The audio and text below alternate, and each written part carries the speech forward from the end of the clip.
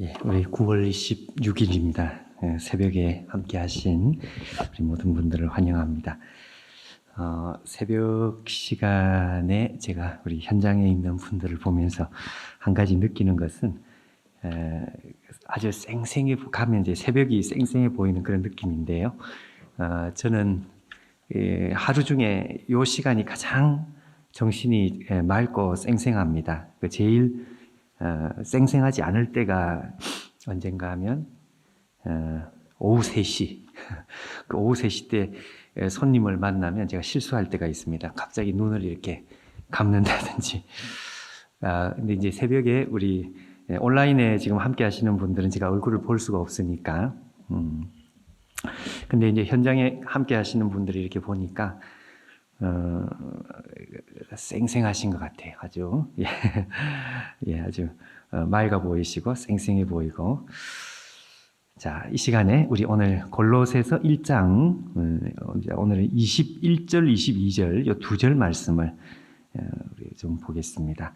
이게 사실 이게 너무 천천히 이렇게 나가면 전체 그림을 이렇게 좀 잃어버릴 수가 있는데 그렇지만 우리가 전체 그림을 우리가 늘 놓치지 않는 차원에서 조금씩 우리가 좀 거북이 느림보 걸음으로 자 21절과 22절 제가 두 절 말씀을 봉독하겠습니다. 22절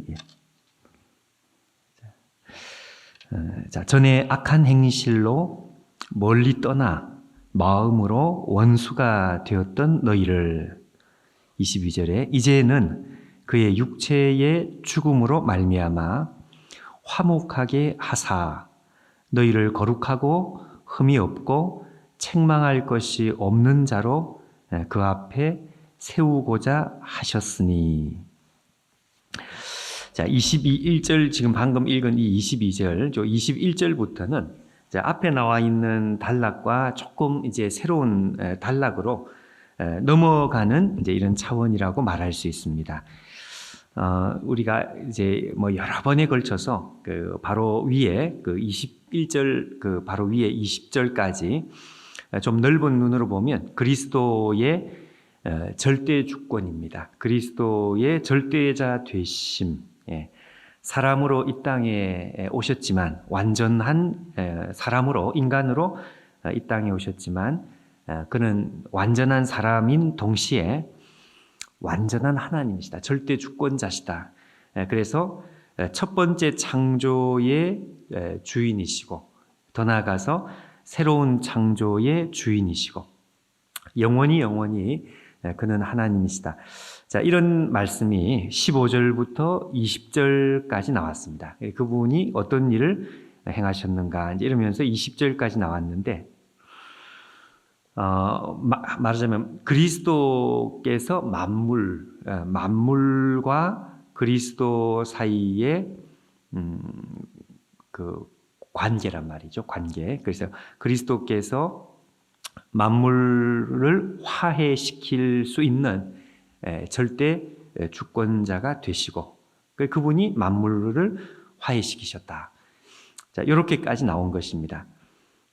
자, 근데 이제 21절에는 절대 주권자가 만물을 회복하고 만물을 하나님과 화해시킨 그것을 조금 이렇게 이제 좁혀서 온 우주 만물이 아니라 이제는 골로새 성도, 지금 이 편지를 받고 있는 골로새 교인들과 하나님, 그리스도 사이의 그 관계, 화해의 관계, 그 화해의 관계가 어떻게 이루어졌는지, 골로새 교인들이 어떻게 하나님 앞에서 화해되었는지, 이제 그걸 이제 말씀하고 있는 것입니다. 좁혀진 것이죠.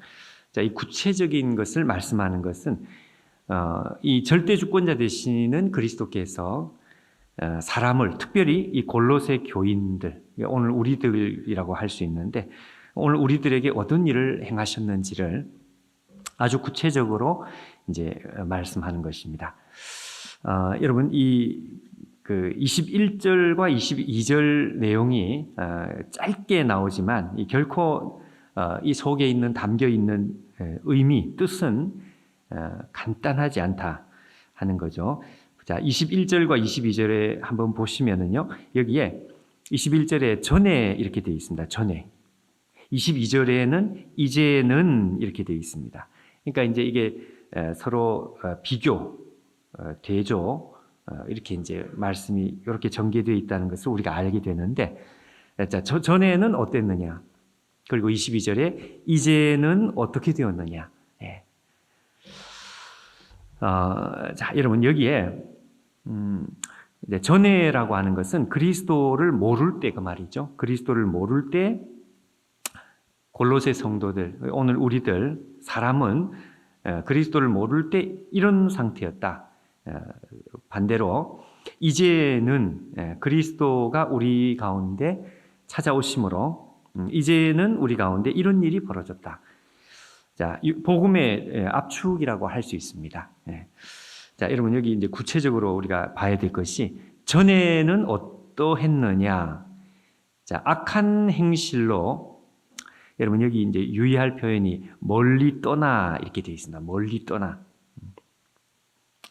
자, 멀리 떠나라는 말과 두 번째 마음으로 원수가 되었다 이렇게 되어 있습니다. 마음으로 원수가 되었다. 예. 그러다가 이제는 어떻게 되었느냐? 이게 22절에 나오는 내용인데, 이 22절의 내용은 이제 우리가 내일 아침에 우리 한 번 더 이제 살펴보겠는데요. 여기 이제 아주 그 압축적이고 또 아주 상징적인 그 표현이 멀리 떠났다는 말이고, 그리고 마음으로 원수가 되었다 하는 이 말입니다. 여러분 이 21절 이 짧은 말씀을 우리가 좀 더 잘 이해하고 또 묵상을 하기 위해서 이 성경 한 절만 볼 것이 아니라 이 성경을 잘 설명해 주는 성경 구절이 있다고 생각합니다. 이 골로새서 바로 이제 앞에 빌립보서 앞에 에베소서 있죠. 에베소서. 자, 여러분 이 에베소서 4장 18절과 19절인데 제가 이 교재에 18절과 19절을 교재에다가 기록을 했습니다. 교재가 있으신 분들은 보시면 되고 아니면 성경을 이건 좀 우리가 찾아서 비교를 하면서 읽으면 이 21절 말씀을 우리가 잘 이해할 수 있습니다. 자, 여러분 에베소 4장 18절과 19절 결국 내용은 무슨 내용인가 하면 그리스도를 모를 때 하나님의 백성들 이 세상에 있는 모든 사람들은 그리스도를 모를 때 어떤 상태에 있느냐, 어떤 상태에 있느냐, 그 상태를 잘 설명을 해주고 있습니다. 자, 18절과 19절을 한번 보시면 이렇게 되어 있습니다. 에베소서 14장 18절 그들의 총명이 어두워지고 그들 가운데 있는 무지함과 그들의 마음이 굳어짐으로 말미암아 자, 그 다음에 여러분 잘 보시면 하나님의 생명에서 떠나 있도다 이렇게 되어 있습니다. 떠나 있도다. 여러분 여기 멀리 떠나라는 표현 골로새에서 우리 오늘 본문에 멀리 떠나 있다라고 하는 이 표현은 정확히 에베소서의 표현으로 바꾸면 하나님의 생명에서 떠나 있도다 이렇게 되는 거죠. 똑같은 내용이고 거의 비슷한 표현인데 에베소서 표현이 조금 더 구체적으로 그냥 떠났다는 말이 그냥 일반적으로 그냥 떠났다 이게 아니라 구체적으로 생명에서 떠나 있다는 것입니다. 하나님의 생명에서 멀리 떠나 있도다. 자, 그런데요, 이 에베소서는 하나님의 생명에서 멀리 떠나면 어떻게 되느냐 이걸 아주 구체적으로 에베소서는 가르쳐주고 있습니다. 근데 골로새서는 가르쳐주고 있지 않느냐 그게 아니고요. 자, 한번 구체적으로 보시면 사실은 똑같은 내용인데 하나님의 생명에서 떠나 있도다 이렇게 되어 있습니다. 그러고 나서 세 가지가 나오죠. 자, 첫 번째 그들이 감각 없는 자가 되어서 자, 그 다음에 자신을 방탕에 방임하여 하는 방탕에 자기를 그냥 내버려 두는 자기 자신을 스스로 던져버리는 방탕에 던져버리는 두 번째. 자, 그다음 마지막에 모든 더러운 것을 욕심으로 행하되 이렇게 되어 있습니다. 자, 여러분 여기에 감각 없는 자가 되고 자신을 방탕에 방임하고 더러운 것을 욕심으로 행하는 것, 요걸 묶어가지고 뭐라고 표현하면 되는가 하니까요. 오늘 우리의 본문입니다. 마음으로 하나님과 원수된다. 이제 이런 말입니다. 그러니까 이걸 이제 압축하면 오늘 이 골로새서의 21절의 이 짧은 표현이 이제 나오게 되는 것인데, 자, 일단 여러분 우리가 사람이 하나님을 떠나면 하나님과 이 단절이 되면 다른 말로 그리스도가 없으면 사람은 자 어떻게 되느냐? 그리스도를 모를 때 오늘 본문에 자 하나님을 떠나게 되는 하나님의 생명에서 떠나게 된다 이렇게 되어 있습니다. 멀리 떠나게 된다. 이 에베소서의 표현대로 생명에서 떠나게 된다. 다른 말로 하면은요, 하나님의 영적인 생명이 나타나지 않습니다. 하나님의 영적인 생명이 나타나지 않는다는 것은 하나님의 영적인 생명이 작동을 해야, 그것이 작동을 해야 사람 구실을 하고 마음의 평강이 있고 그렇게 되는데, 하나님의 생명이 우리 안에서 작동을 하지 않으니까 이제 이 모든 문제가 이제 나타나게 되는 것입니다.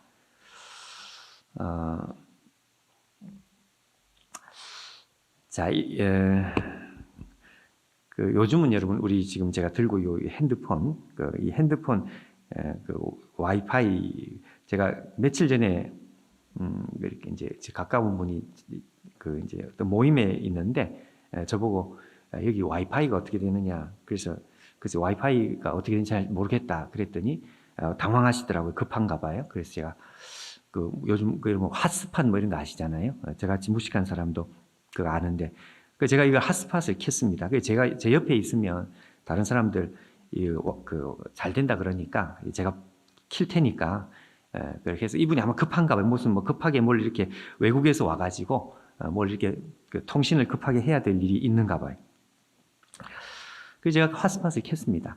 켜고 바로 옆에서 이제 이분이 무슨 작업을 하는데 제가 누가 부르는 무슨 뭐 일이 있어가지고 나도 모르게 핸드폰을 들고 이제 어디로 간 거죠. 휙 하고 간 거죠. 그랬더니 이 사람이 저를 찾아서 난리가 난 거예요.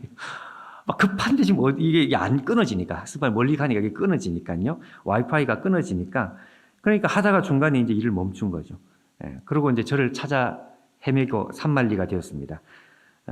박 목사 찾아 산만리. 이래가 막 뒤지고 다니는데, 나 왜 나를 찾는지를 몰랐습니다. 근데 봤더니 이걸 놓고 갔어야 되는데, 이걸 제가 나도 모르게 들고 간 거죠. 들고 막 이리저리 돌아다니다가, 이분은 저를 찾아서 그냥, 왜냐하면 제 옆에 붙어 있으면, 이게 이제 통신이 되는데, 이게 떨어져 있으니까, 통신이 안 된단 말이죠. 이게 통신이 안 되니까 아무것도 작동이 되지 않아요. 일을 할 수가 없어요. 급한 일을 처리를 할 수가 없어요.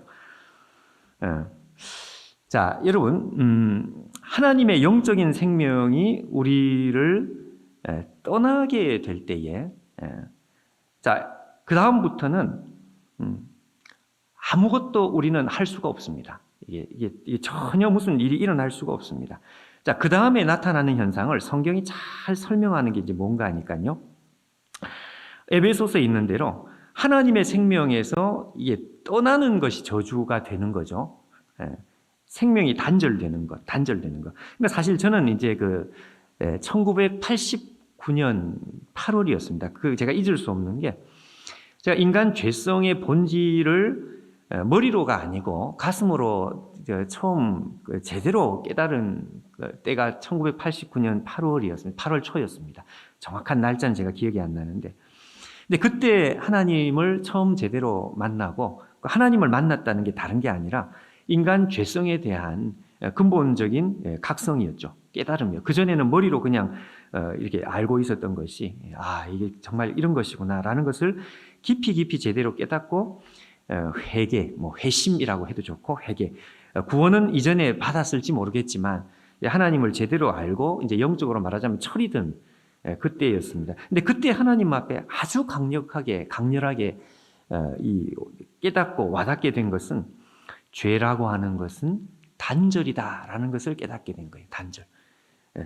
죄의 본질이라는 것은 단절이다. 이게 도덕적인 죄가 아니고 그것이 문제가 아니라 도덕적인 죄는 결과에 불과하고 그 다 결과입니다. 이건 결과. 도덕적인 죄는 죄인데 그게 다 결과란 말이죠. 그 원인은 뭔가 하니까 하나님과 단절돼. 오늘 성경 말씀 바로 그것이거든요. 단절돼 가지고 하나님을 멀리 떠나요. 근데 그 멀리 떠나기 도대체 뭘 떠났다는 것이냐? 생명에서 떠나 있는 것입니다. 여러분 생명이 속에 있어야 뭔가 작동이 되지 않겠습니까? 와이파이가 있어야 이게 그 핸드폰이 이게 작동이 되는 것처럼 하나님의 생명이 사람 속에 있어줘야 그래야 사람이 마음을 사용하고 마음을 쓰고 이렇게 해서 이 인간 영혼이 작동을 하는 것인데 근데 하나님의 생명에서 이게 떠나 있으니까 이게 작동이 안 되는 거죠. 말하자면 영혼의 피가 안 통하는 거죠. 이게 이제 이게 인간 죄성의 인간 고통의 본질이라는 것을 제대로 깨닫고 그냥 한 대 그냥 제대로 얻어맞은 거죠. 그리고 하나님 앞에 완전히 그냥 마음으로 돌아선 것 같습니다. 이게 단절입니다. 단절이니까 작동하지 않고 작동하지 않으니까 그 다음에 아주 정확한 표현이 이제 나옵니다. 이 에베소서에 작동을 안 하니까 어떻게 되는가? 그러니까 감각이 없어지는 것입니다. 감각 없는 자가 돼요. 예. 여러분 감각 없는 자가 된다.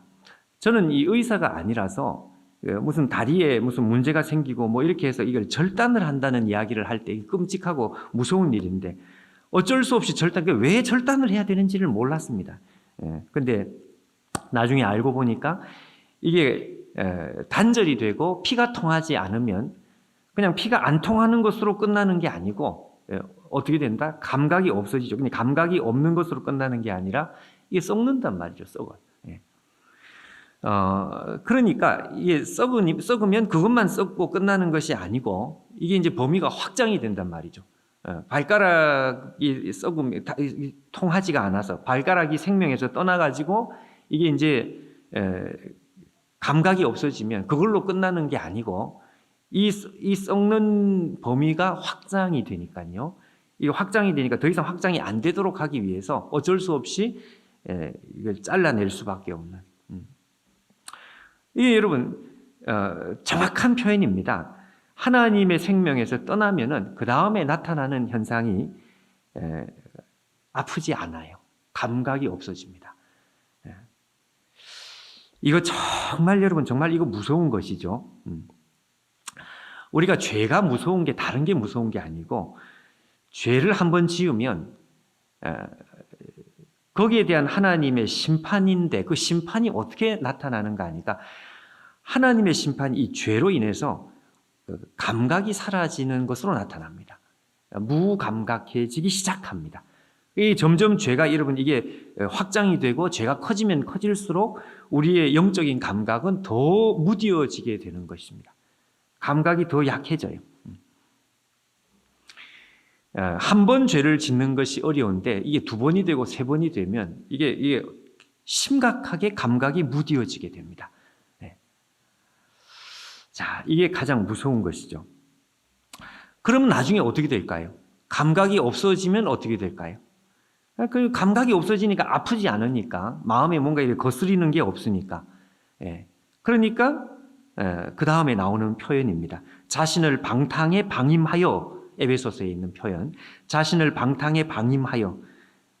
그럼 그냥 자기를 그냥 내버려 두는 거죠. 스스로를 그냥 될 대로 되라고 던져버리는 거죠. 왜냐면 안 아프니까. 한 번 하고 두 번 하고 이게 이제 그 다음에 중독으로 넘어가면 아주 이제 뭐 골치 아픈 일이 됩니다. 그러니까 하나님께서 우리에게 회개하는 축복을 주시는 이게 가장 큰 축복이 되는 이유가 뭔가 하니까 하나님께서 우리의 감각을 돌려주는 것입니다. 아직은 돌아오지 않았지만 뭔가 마음의 감각을 근데 이걸 우리가 기회로 삼아가지고 감각이 돌아올 때 그때 그것이 기회, 시편 32편인가요? 하나님을 만날 기회를 타서 하나님을 만나라 뭐 그런 말이 있는데 기회가 기회가 회개의 마음입니다. 하나님께서 우리의 마음에 이 애통하는 마음을 주시고 슬픈 마음을 주실 때 그때 우리의 마음에 감각이 살짝 돌아오는데 그 기회를 딱 붙들면 어떻게 되는가 하니까 마음의 감각만 돌아오는 게 아니라 모든 감각이 다 돌아오는 거죠. 근데 그걸 놓쳐버리면 어떻게 되는가 하니까 안 된다 이거죠. 놓쳐버리면 마음의 감각이 떠나고 되면 그러면 이제 더 이상 감각이 안 돌아오면 이게 이제 자기를 자신을 스스로 방탕에 방임하여 그리고 나서 마지막에 뭐라고 되어 있는가 하면 모든 더러운 것을 욕심으로 행하되 그냥 행하는 게 아니고 욕심으로 행한다는 건 뭔가 하니까요. 이건 자기가 이제 좋아서 하는 것입니다. 죄가 좋고 다른 사람을 속이는 게 좋고 다른 사람에게 이 아픈 고통을 주는 게 이게 즐거우니까 그 지옥의 묵시록이라는 옛날 이거 영화에 보면 처음에는 자기가 살기 위해서 전쟁터에서 총을 쐈는데 자기가 죽지 않기 위해서 무서우니까 그냥 있는 대로 총을 쐈는데 전쟁이 길어지니까 나중에 이 사람이 하는 말이 사람을 죽이는 게 재밌어서 죽인다 이렇게 말을 해요. 마찬가지입니다. 모든 더러운 것을 처음에는 그냥 하다가 나중에는 이게 재밌어요. 즐거움으로. 모든 더러운 것을 욕심으로 행합니다. 그냥 그렇게 나가요. 아주 적극적으로. 소극적인 의지가 아주 적극적인 의지로 바뀌어가지고 그렇게 되는 것입니다. 여러분, 이게 뭔가 하니까요. 자, 감각 없는 자가 되고, 그 다음에 자기를 방탕에 스스로 던져버리는, 그리고 던져버리는 데서 더 나아가서 이제는 아주 적극적으로 악을 즐거움으로 행하는, 죄를 즐거움으로 짓는, 요걸 한마디로 말하면 하나님과 마음으로 원수가 되는 것입니다. 오늘 우리 본문에 있는 그 표현이 있죠. 전에 악한 행실로 멀리 떠나 그 다음에 마음으로 하나님과 원수되었다. 에베소서에 있는 요 말씀을 요걸 압축을 하면 골로새서 1장 21절 말씀이 나오는 거예요. 근데 그 속에 담겨 있는 의미는 똑같습니다. 담겨 있는 뜻은 똑같습니다. 자, 그러니 우리가 그 속에 있는 의미를 우리가 따져서 이런 뜻이구나. 그러면서 하나님을 모르면, 그리스도를 모르면 어떻게 되느냐? 단절이 되고 더 중요한 건 생명에서 떠나서 하나님의 생명이 우리 안에 작동되지 않는 것이구나. 하나님의 생명이 작동이 되지 않으면 이제는 감각이 사라지는 것이구나. 감각이 사라지면 자기를 방탕함에 스스로 던져버리는 것으로 끝나는 게 아니라 이제는 적극적으로 모든 더러운 것을 욕심으로 행하게 되는 것이구나. 이게 바로 마음으로 하나님과 원수가 되는 것이구나. 이렇게 됩니다. 여러분, 그리스도가 없으면 전에 그리스도가 없는 사람들에게는 반드시 이런 현상이 나타나게 돼 있습니다. 자, 우리가 하나님의 백성이 되고 그리스도를 깨닫고 났는데도 전에 행하던 대로 우리가 행할 가능성이 있는 거죠. 그렇게 될 수가 있습니다. 분명히 구원받은 하나님의 백성인데도 옛날처럼 살아갈 수가 있는 것이다. 제가 깜짝 놀란 것이 링컨이 노예 해방령을 선포합니다. 남북전쟁. 정확하게 지금 연도를 기억을 못 하는데 1800 몇 년에 40 몇 년 하여튼 노예 해방령을 공적으로 선포하고 남북전쟁이 시작이 됩니다. 시작이 될 때 근데 여러분 공적으로 선포를 하기는 했는데 그러니까 노예 해방은 된 거죠. 전쟁에서 이겼으니까. 그리고 법적으로도 노예는 법적으로 해방이 된 것이 맞아요. 근데 여러분 마틴 루터 킹의 노예 해방 운동, 노예 해방 운동이 아니라 차별 반대 운동. 그게 여러분 20세기 중반 아닙니까? 그렇죠. 그러니까 제가 하고 싶은 말은 이게 100년 후에, 그러니까 100년 후에도 여전히 흑백 차별이 너무 심하게 나타나니까 이게 이제 운동으로 일어나고 많은 사람들이 다치고 뭐 이렇게 하는, 그러니까 이게 100년이 걸려요, 100년. 그러니까 노예 해방령이 딱 선포가 됐는데도 실제로 흑백 차별은 이 심한 차별이 무려 100년간 지속이 되고 이제 와서야 사실 지금도 남아있는 것이 없지 않아 있다고 말하고 있죠. 이게 100년입니다. 100년이 지나도 이 습성이 안 바뀌어진다. 사람도 마찬가지. 그리스도를 만나고 하나님 백성이 되었는데도 이게 옛날 방식으로 사는 게 이게 좀처럼 물이 빠지지 않습니다. 예. 그러니까 우리가 돌아봐야 되는 것이, 나는 그리스도 안에 있는 사람이 분명한데도 혹시 내가 하나님의 생명에 마치 떠나 있는 사람처럼 하나님의 생명이 작동되지 않고 하나님과 마치 단절되어 있는 사람처럼 내가 살아가고 있는 것이 아닌가? 이거 질문을 여러분 해야 되고요. 하나님의 생명이 작동되지 않아서 마치 내 속에도 영적인 감각이 마치 죽은 사람처럼 방탕함에 내가 내 자신을 방임한 사람처럼 그리고 모든 더러운 것을 적극적으로 행하는 사람처럼 내가 살고 있는 것이 아니냐. 이거 여러분 우리가 점검을 하고 질문을 해봐야 된다 이것입니다. 자, 여러분 오늘 우리 본성 속에 이 하나님을 떠나는 본성이 우리 속에 깔려 있습니다. 적대하는 이 마음이 깔려 있습니다. 그래서 하나님과 원수되는 이 성향이 우리 속에 깔려 있습니다. 그래서 오늘도 우리가 이 새벽에 하나님 앞에 기도하는 것은 내가 그리스도 안에 있는 하나님 백성이 된 사람답게 이제는 멀리 떠난 사람이 아니라 생명이 내 안에 작동하는 사람이 되고 하나님과 원수가 아니라 오늘 하나님과 함께 오늘도 영적인 살아있는 감각을 가지고 우리가 적극적으로 죄를 멀리하고 죄와 싸우고 이렇게 우리가 살아가는 것. 오늘 여러분 21절 이 짧은 한 절 말씀을 우리가 붙들고 우리 같이 기도하는 시간이 되면 좋겠습니다. 자, 우리 오늘도 우리 하나님께서 새날을 주신 것을 감사합니다. 자, 우리 골로새서 1장 21절 22절 우리 어저께 읽은 말씀을 다시 한번 읽겠습니다. 골로새서 1장 21절과 22절.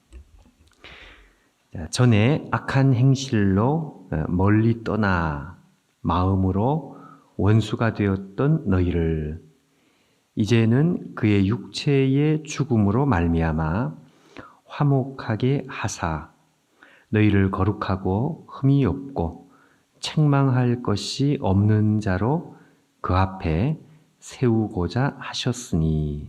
아멘. 자, 그리스도께서 하신 일 이렇게 됩니다. 근데 그 그리스도가 누구신가 라고 할 때 바로 21절 앞에 그 20절까지 나온 15절부터 20절까지 나온 바로 그 그리스도이십니다. 그리스도에 대한 깊은 그 묵상 그리고 설명 이제 이런 것이 이어져 나오다가 그리스도께서 온 우주 만물을 하나님과 이제 화목하게 하셨다. 이게 이제 19절과 20절 말씀이었죠. 온 우주와 하나님을 화목하게 하신 그 그리스도께서 온 우주와 하나님과의 관계가 아니라 이제는 골로새 성도들, 오늘 구체적인 한 사람 한 사람 우리들, 우리들과 골로새 성도들과 하나님 사이에 화목을 만드셨다. 관계를 회복시키셨다. 자, 그것을 이제 설명하는 가운데 21절과 22절이 이제 그것을 자세하게 우리 가운데 이제 설명을 하고 있습니다. 21절에 이 골로새 성도들, 오늘 우리도 마찬가지죠. 어떤 사람들이 어떻게 이제 되는 것이냐. 21절은 전에 이렇게 되어 있습니다. 과거에 어떤 사람이었는데 22절은 이제는 지금은 이제 이렇게 되었다. 이제 그런 이제 구조, 이런 관계 속에서 어저께 우리가 살펴본 것은 악한 행실로 이제 크게 두 가지였습니다. 멀리 떠난다는 것, 하나님의 생명에서 멀리 떠나 있는, 그리고 두 번째는 마음으로 원수가 되었다 하는 것을 우리가 어저께 에베소서 말씀을 이제 함께 보충해서 이제 이 말씀을 우리가 이해를 했고, 자, 사람은 하나님을 떠난 사람의 그 실상은 이제 이와 같은 것으로 대단히 그 요약적인 표현이고 압축적인 표현이기 때문에 우리가 그냥 휙 하고 읽어 넘어갈 일이 아니고 하나님의 생명에서 떠나 있다는 것이 무엇인지를 우리가 깊이 느끼는 중에 우리가 생각을 해야 될 말씀이었습니다. 짧은 말씀. 자, 근데 이제 과거는 전에 이렇게 했었는데 그 현재, 자, 이제는 그리스도의 이 사역으로 말미암아, 그리스도의 죽으심으로 말미암아 우리가 어떻게 되었는지 이제 그 22절에 이렇게 압축적으로 설명을 하고 있습니다. 여러분 여기 22절에 한마디로 화목하게 하사 이제 이렇게 되는 거죠. 이 화목하게 하사라는 말은 그 위에 19절과 20절에 이미 한번 나왔던 말입니다. 자, 근데 우리가 주목할 것은 이 화목하게 하사, 이제 사실은 그 다음에 나오는 말인데, 근데 여기 이제 이 골로새서의 표현법을 한번 보시죠. 그리스도께서 화목하게 하셨습니다. 어떻게? 자, 그의 죽으심으로 말미암아 이렇게 되어 있는데, 근데 그의 죽으심이 아니고, 보십시오. 22절에 뭐라고 되어 있는가 하면 그냥 죽으심이 아니고요. 육체의 죽으심 이렇게 되어 있습니다. 여기 이 육체라는 표현을 굳이 사용을 하고 있습니다. 그냥 죽으심, 그래도 그리스도의 죽으심을 우리가 다 이해할 수 있죠. 어려운 그 뜻이 아닌데, 굳이 그 육체라고 하는 이 사르크스인가요? 원래 그 원어의 이 육체라고 하는 이 표현을 강조해서 표현을 집어넣고 있습니다. 사실 이것은 이제 이유가 있는 거죠. 왜 그런가 하니까 골로새 교회 안에 있는 이 그 교회를 어지럽히는 일종의 그 영지주의적인 골로새서 당시에는 아직 영지주의가 안 나왔다 뭐 이런 설명도 있지만 여하튼 초대교회 전반적으로 퍼져 있는 그리스도의 죽으심에 대한 일종의 그 오해 내지는 이단적인 사상들이 항상 있었던 것입니다. 그 이단적인 사상이라는 건 뭔가 하니까 그리스도의 한쪽은 인성을 강조하고 또 한쪽은 신성만 강조하는, 인성만 강조하는 것은 사실 이건 초대교회만이 아니고요. 오늘까지도 그대로 이어져 나오는, 앞으로도 계속되는 일입니다. 그러니까 그리스도의 인성, 사람이신 그리스도, 인성이죠, 인성. 그리스도의 사람 되심, 인성만 강조하면 이게 어떻게 되는가 하면 그리스도를 일종의 혁명가로 이제 이해를 하는 것입니다. 혁명가. 그러니까 오늘도 사실은 마찬가지인데 그리스도께서 말하자면 이 세상 질서를 깨트리는 한 사람의 그 사람으로서 혁명가 되시는 그리스도, 이렇게 이제 그리스도를 설명을 하고 싶어하는. 근데 반대로 인성만 강조하는 것이 아니고 신성, 그리스도의 하나님 되심, 신성만 강조하게 되면 이게 이제 어떻게 되는가 하니까 이번에는 혁명가가 아니고 그리스도가 일종의 하나의 그 환상, 그러니까 몸이 없어요. 몸이 없이 그냥 천사로서 그리스도가 이 땅에 온 것 같은데 사실은 그리스도께서 이 땅에 오신 게 아니고 그냥 사람들의 눈에 살짝 그렇게 보였을 뿐이지 실제로 몸으로 이 땅에 오신 것은 아니다. 이제 뭐 이게 영지주의입니다. 영지주의. 초대교회를 가장 힘들게 했던 영지주의.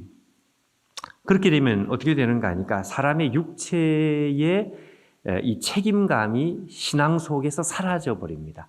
육체의 책임감이라는 것은 우리가 몸을 움직여서 오늘도 먹고 마시고 하는 이 모든 가운데 우리의 거룩성이 나타나야 되는 거죠.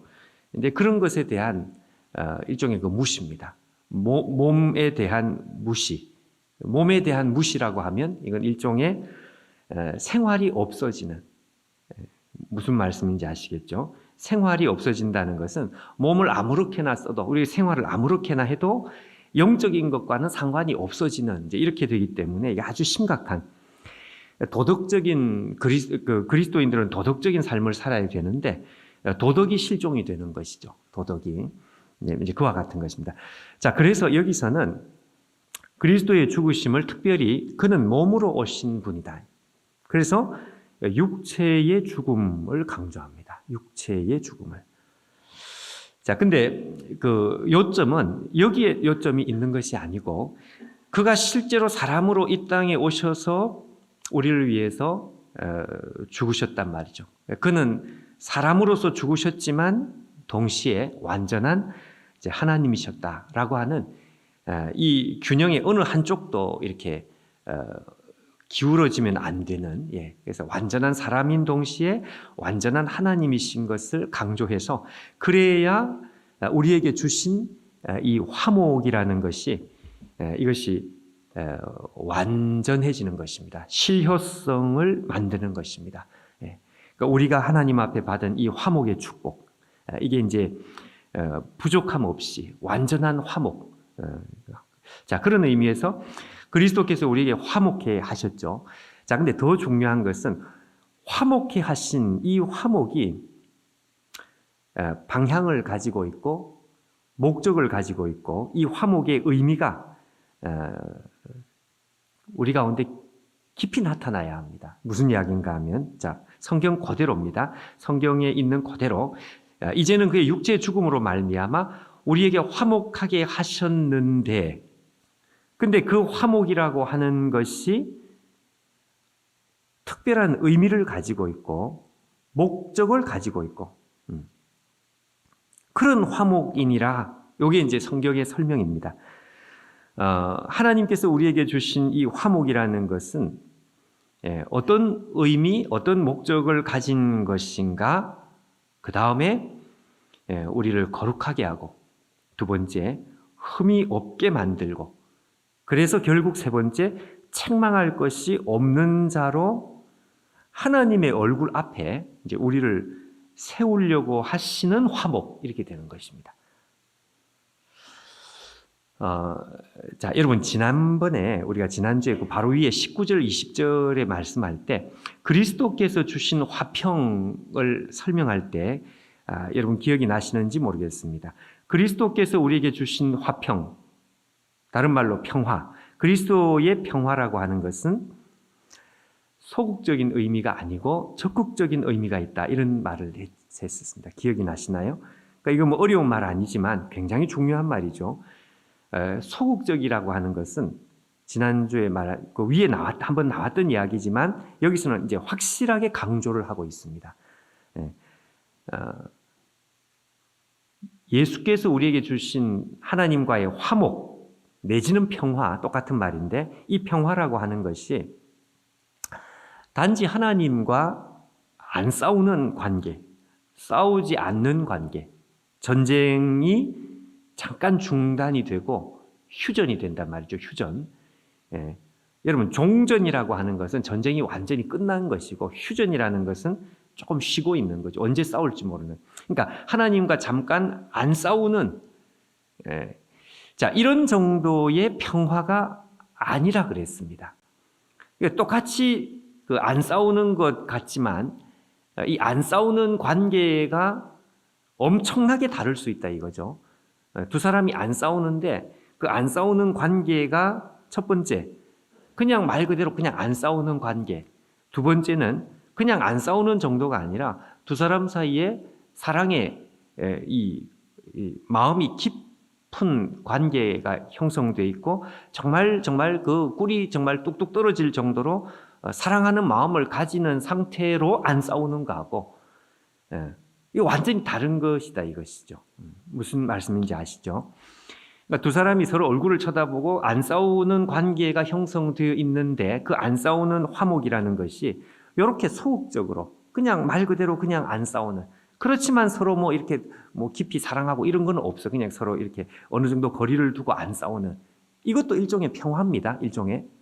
근데 그리스도께서 우리에게 주신 평화는 그런 평화를 주신 것이 아니다 이거죠. 그런 평화가 아니고 안 싸우는 정도가 아니라 서로 정말 사랑해서 정말 죽고 못 사는, 서로를 쳐다보는데 너무너무 마음이 뜨겁고 마음이 활짝 열려 있는. 자, 이거는 그냥 대면 안 싸우는 거하고는 완전히 다른 거다 이것이죠.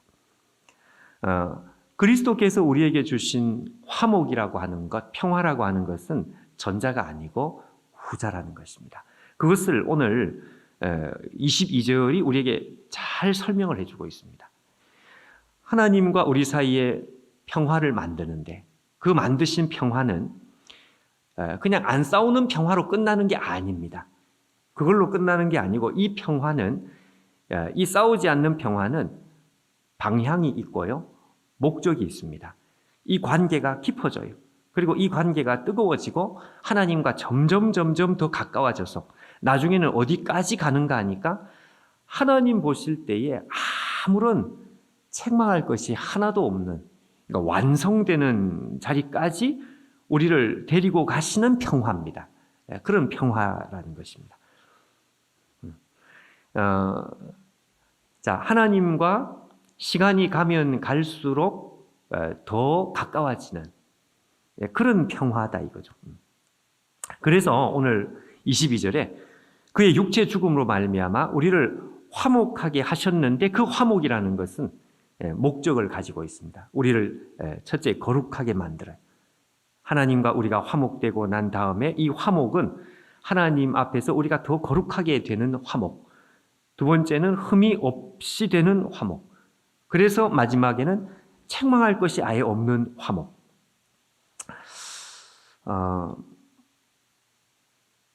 여러분, 여기에 거룩하다고 하는 것은 모든 부정한 것, 모든 악한 것, 그것과 분리되는 것이죠. 거룩이라는 카라트에서 자른다는 것인데, 우리가 이 세상에 그 부정한 것, 불의한 것, 추한 것, 더러운 것, 그것과 단절되는 것이 거룩한 것입니다. 근데 여기 흠이 없다라고 하는 것은요, 이 흠이 없다라고 하는 것은 말 그대로 하나님께서 딱 보셨을 때, 야, 정말 완전하다, 완전하다. 이 뜻은 비슷한 뜻이지만 이게 이제 뉘앙스가 좀 다르다 이것이죠. 우리의 입장에서 볼 때에 더러운 것과 단절되는 것, 이 거룩함입니다. 근데 하나님의 눈에 봤을 때 흠잡을 것이 없다. 그거는 흠이 없는 것입니다. 이 두 가지를 한마디로 표현하면은요, 세 번째, 하나님의 눈앞에서 책망할 것이 하나도 없습니다. 자, 여러분, 이거 참, 우리가 흔히 그냥 쓰고 사용하는 표현으로 이게 그냥 넘어갈 수 없는 것이, 이게 한번 우리가 생각을 해보면 이게 얼마나 놀라운 일이, 얼마나 이게 정말 이 불가능한 일이냐, 대단한 일이냐. 다른 사람이 아니고 불꽃 같은 눈으로 우리의 중심을 꿰뚫어 보시는 하나님께서 딱 봤는데 정말로 책망할 것이 하나도 없다 이거죠. 거룩하고 흠이 없어서 합쳐놓으면 이게 책망할 것이 하나도 없어요. 누구를 생각을 하면 이게 더 마음에 와닿는가 하면, 모세를 생각하면, 여러분, 모세가 나중에 하나님의 얼굴을 보게 해주십시오. 그러니까 하나님께서 네가 내 얼굴을 보겠느냐? 얼굴을 보고서 살아남을 사람이 있겠느냐? 그건 실제로 물리적인 얼굴을 보는 그런 뜻이 아니라 하나님의 영광 앞에 가장 가까운 곳에 내가 서고 싶다. 하나님 가까운 곳에 내가 서고 싶습니다. 하나님과 가장 가까워지고 싶습니다. 자, 이런 고백인데, 근데 하나님께서 그렇게 하면 설 수가 없다. 왜냐하면 너는 죄인이니까. 너가 감당할 수가 없다. 자, 그런데 여러분, 오늘은 보십시오. 모세에게 했던 말씀하고는 전혀 반대 말씀입니다. 뭐라고 되어 있는가 하면, 책망할 것이 없는 자가 되어서, 한마디로 말하면 끝에 하나님 앞에서 흠도 없고 거룩해서 책망할 것이 없어서 하나님 앞에 떳떳하고 당당하게 우리를 설 수 있게 만든다. 여기 그 앞에라는 말이 바로 이 모세를 생각나게 하는 표현입니다. 하나님의 얼굴 앞에, 하나님 앞에 모세는 서지 못했습니다. 그리고 서지 못했기 때문에 하나님께서 반석에 이걸 덮어가지고, 모세를 덮어가지고 모세가 죽지 않도록. 모세도 죄인이었으니까. 근데 우리는 모세보다 훨씬 부족한 죄인인데 하나님의 얼굴 앞에, 그 앞에 우리가 당당하게 서는 거예요. 왜 당당하게 서느냐? 거룩하고 흠이 없고 하나님 눈앞에 도무지 책망할 것이 하나도 눈에 보이지 않으니까. 한마디로 말하면 하나님과 뭐랄까요? 하나님과 하나님 수준, 하나님처럼 완전한 그런 모습이 되기 때문에. 자, 여러분, 화목이 그냥 화목으로 끝난 것이 아닙니다. 화목이라는 것은 이렇게 나가는 화목을 말한다 이것입니다. 하나님과 우리가 화목이 되어서 안 싸우는 것으로 끝나는 화목이 아니고요. 그 화목은 우리가 완전한 모습으로 하나님 앞에 모세보다 더 탁월한 모습으로 우리가 설 수 있도록 만드는 화목입니다. 그게 오늘 설명 그대로입니다. 우리로 화목하게 하사 이렇게 세우고자 하시는 화목. 자, 여러분 한 2, 3분 정도 시간이 있어서 제가 아예 찾은 김에 우리가 그 교재에는 지금 이게 제가 기록을 하지 못했는데 골로새서 바로 앞에 빌립보서 바로 앞에 우리 에베소서를 어저께 우리가 보지 않았습니까? 에베소서 한 절만 한번 눈으로 확인만 한번 하면 좋겠는데 이거 보십시오. 에베소서 2장 14절, 15절, 16절 그리고 18절입니다. 이제 제가 조금 전략적으로 본문을 한번 읽어볼 텐데 여러분 성경을 잠깐 우리가 한번 찾아보시면 자 이렇게 되어 있습니다. 에베소서 2장 14절에는 이렇게 우리에게 유명한 말씀인데요. 그는 우리의 화평이신지라. 에베소서 2장 14절에 화평이신 여기 화평이 나옵니다. 둘로 하나를 만드사 원수된 것 곧 중간에 막힌 담을 자기 육체로 허시고 오늘 본문하고 내용이 비슷하죠. 법조문으로 된 계명의 율법을 폐하셨으니 이는 이 둘로 자기 안에서 한 세 사람을 지어 화평하게 하시고 16절을 보십시오. 또 십자가로 이 둘을 한 몸으로 하나님과 화목하게 하려 하심이라. 원수된 것을 십자가로 소멸하시고 이게 이제 화평을 만드신 것입니다. 제가 왜 이걸 읽었는가 하면 18절 때문입니다. 18절을 한번 보십시오. 하나님께서 우리에게 화평을 주신 것, 중간에 막힌 담을 허시고 원수된 것을 십자가로 소멸하신 이유는 그 이유는 18절. 이는 그로 말미암아 이 둘이라는 건 이방인과 유대인 그 말입니다. 유대인과 이방인이 둘이 한 성령 안에서 자 아버지께 가장 중요한 표현이 이 나아감이라는 표현입니다. 나아감, 아버지께 나아감, 아버지께 나아감을 얻게 하려 하심이라. 자 결국 이 에베소서 본문 말씀을 한마디로 제가 요약을 해보자면 이런 이야기죠. 그리스도께서 중간에 막힌 담을 헐어가지고 하나님과 우리 사이에 평화를 만들었어요. 근데 이 평화를 왜 만들었느냐? 평화를 만드신 목적은 안 싸우기 위해서가 아니다 이것입니다.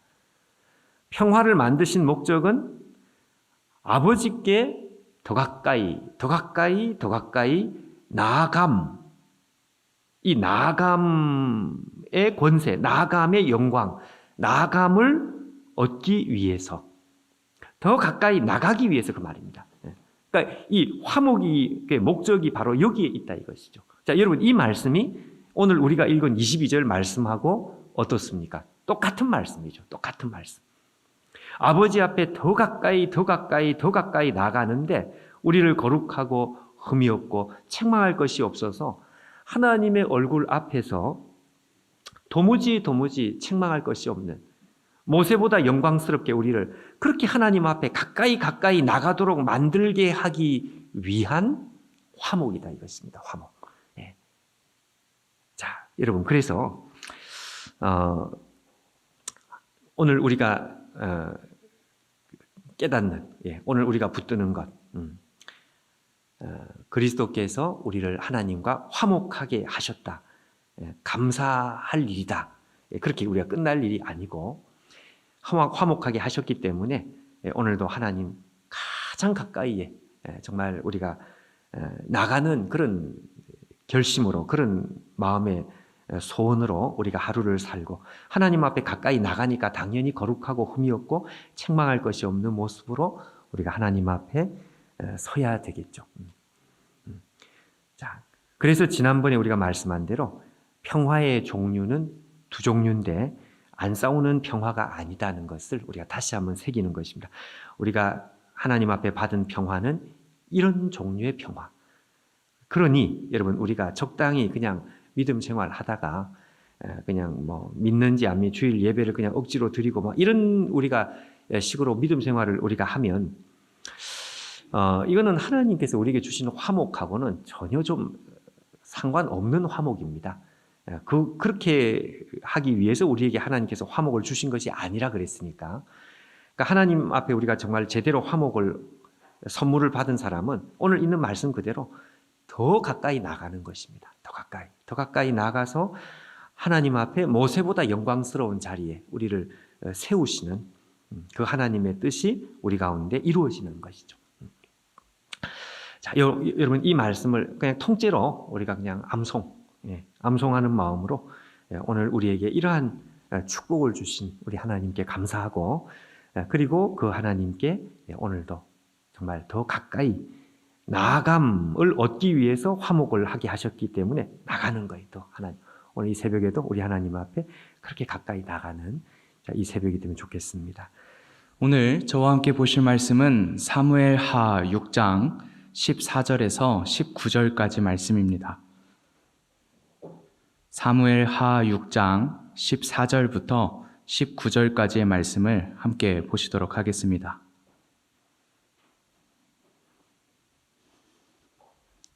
다 찾으셨으면 제가 봉독해 드리도록 하겠습니다.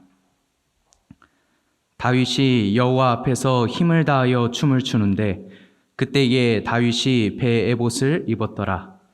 다윗과 온 이스라엘 족속이 즐거이 환호하며 나팔을 불고 여호와의 궤를 메어오니라. 여호와의 궤가 다윗성으로 들어올 때에 사울의 딸 미갈이 창으로 내다보다가 다윗 왕이 여호와 앞에서 뛰놀며 춤추는 것을 보고 심중에 그를 업신여기니라. 여호와의 궤를 메고 들어가서 다윗이 그것을 위하여 친 장막 가운데 그 준비한 자리에 그것을 두매 다윗이 번제와 화목제를 여호와 앞에 드리니라. 다윗이 번제와 화목제 드리기를 마치고 만군의 여호와의 이름으로 백성에게 축복하고 모든 백성 곧 온 이스라엘 무리에게 남녀를 막론하고 떡 한 개와 고기 한 조각과 건포도 떡 한 덩이씩 나누어 주매 모든 백성이 각기 집으로 돌아가니라. 아멘. 우리의 신앙생활의 가장 중요한 핵심은 관계에 있습니다.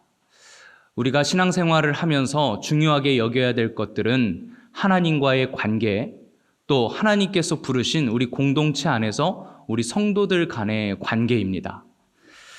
먼저는 우리는 하나님과의 관계 회복을 중요하게 생각해야 합니다. 이 하나님과의 관계가 회복되어질 때, 그때 우리 성도들 간의 관계도 회복되어진다는 것을 기억하셔야 합니다. 그리고 하나님과의 관계 회복의 열매는 바로 예배의 회복에 있습니다. 그리고 그 예배의 회복 가운데에서 우리 성도 간의 관계 회복도 일어난다는 것을 기억하셔야 합니다. 그래서 우리가 신앙생활을 하는데 나 혼자서 열심히 신앙생활하면 되지 다른 사람들 신경 쓰지 않고 내가 하나님 앞에서 나만 잘하면 돼 라는 것은 사실상 틀린 신앙생활입니다. 사단은 이 관계를 깨트리고 허무는 것을 가장 중요한 공격 지점이라고 생각합니다. 그래서 어떻게 하든 우리 인간과 하나님과의 관계를 깨트리고 허무려고 애씁니다. 뿐만 아니라 우리 공동체 안에 있는 우리 사람들과의 관계, 우리 함께 형제 자매 간의 관계를 깨트리는 것 또한 사단이 가장 중요하게 여기는 하나의 공격 포인트입니다. 왜냐하면 우리의 관계가 깨어질 때 하나님께 드리는 예배가 깨어지고 하나님께 드리는 이 예배가 무너질 때 하나님과의 우리의 관계가 무너지기 때문입니다.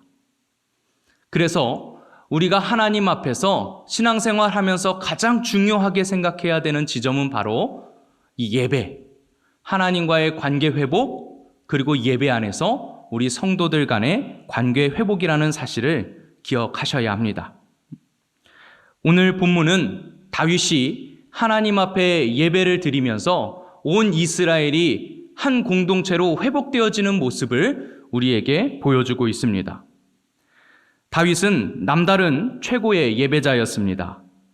하나님의 궤를 가져오고 찬양대를 만들어 세우면서 예배에 최선을 다했던 성경 인물 중에 한 명입니다. 또 다윗은 어려서부터 유명하고 타고난 예배자였습니다. 이 악령이 사울을 번뇌하게 할 때 이 다윗이 수금을 들고 와서 손으로 타니까 이 사울이 상쾌하여 낫고 악령이 그에게서 떠났다는 일화만 보아도 우리가 알 수 있습니다. 단순히 연주가 좋아서 악령이 떠난 것이 아니라 이 다윗의 연주에는 이 힘이 있었다는 것입니다. 그 힘은 이 연주 실력에 있는 것이 아니라 늘 다윗이 악령이 싫어하는 하나님께 예배하는 예배자로서의 마음과 태도, 자세를 갖추었다는 것을 우리가 엿볼 수 있습니다. 그래서 다윗에게는 이 예배자로서의 능력, 그 힘이 있었다는 것입니다. 우리는 무엇으로 예배합니까? 다윗처럼 음악 실력이 좋아야 악령이 떠나가고 예배를 잘 드릴 수 있습니까? 그렇지 않습니다. 중요한 것은 하나님을 향한 나의 마음입니다.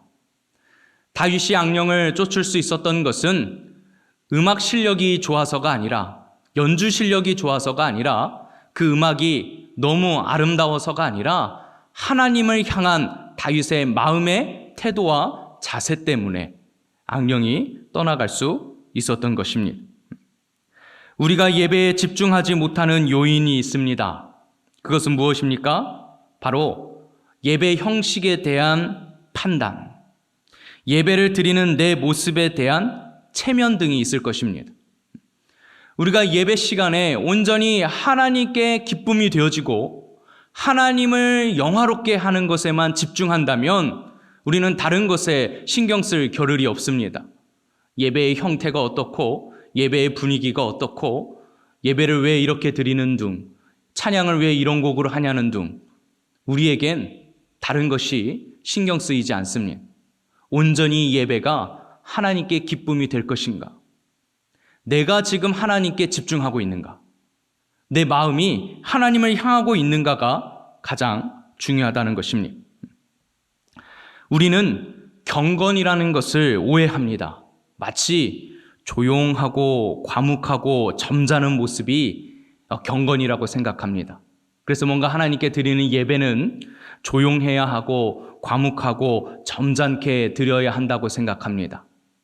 뿐만 아니라 내가 일어서서 찬양하며 박수치고 뭔가 호들갑을 떠는 것 같으면 이게 내 체면에 문제가 되는 것이죠. 그래서 하나님께 집중하지 못하는 것입니다. 하지만 다윗은 달랐습니다. 왕임에도 불구하고 온전히 하나님께만 집중했습니다. 14절 말씀을 보면 이렇게 기록하고 있습니다. 다윗이 여호와 앞에서 힘을 다하여 춤을 추는데 그때에 다윗이 배에 에봇을 입었더라. 다윗은 다른 사람이 보든지 다른 사람이 어떻게 판단을 하든지 그것은 중요하지 않았습니다. 다윗에게 중요한 것은 하나님께서 지금 내 예배를 어떻게 바라보고 계시고 어떻게 받고 계시는가입니다. 내가 어떻게 하나님을 예배하는가, 그것만 다윗에게는 중요했던 것입니다. 그렇게 다윗이 여호와 앞에서 힘을 다하여 춤을 추었을 때 온 이스라엘 백성들이 함께 즐거이 환호하며 함께 기쁨으로 예배하는 것을 볼 수 있습니다.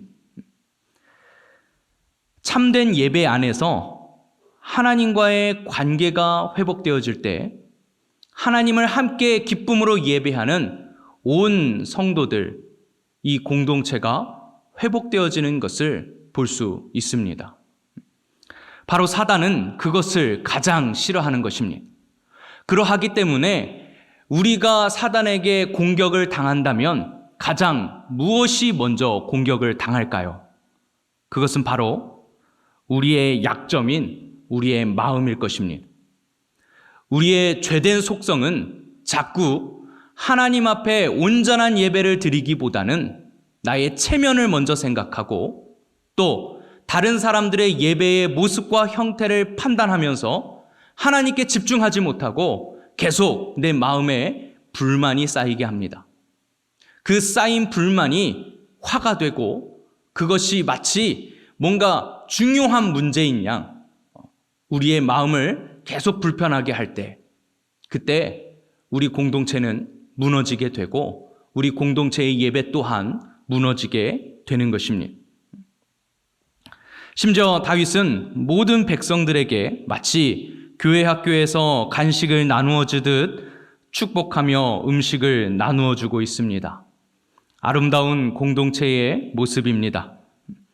하나님의 궤를 메어오고 예배가 회복되자 공동체가 회복되어지는 모습을 우리에게 보여주고 있습니다. 혹시 이 자리에 예배의 모양을 판단하시는 분이 계십니까? 그렇다면 두려워하셔야 합니다. 그리고 내 마음의 상태를 먼저 판단해야 할 것입니다. 16절 말씀을 보면 이렇게 기록하고 있습니다. 여호와의 궤가 다윗성으로 들어올 때에 사울의 딸 미갈이 창으로 내다보다가 다윗 왕이 여호와 앞에서 뛰놀며 춤추는 것을 보고 심중에 그를 업신 여기니라. 다윗이 예배할 때 그 모습을 업신 여긴 여인이 있었습니다. 온 백성들이 함께 즐거워하며 예배할 때 그 공동체에서 하나님께 예배하지 못하고 집중하지 못하고 그 공동체에 하나 되지 못한 한 사람이 있었습니다. 바로 다윗의 아내 사울의 딸 왕비 미갈이었습니다. 오히려 그녀는 판단하고 업신 여겼습니다. 그러자 하나님께서는 그녀에게 죽는 날까지 자식이 없게 하셨습니다. 이마만큼 하나님께서는 이것을 가장 중요하게 생각하신다는 것입니다.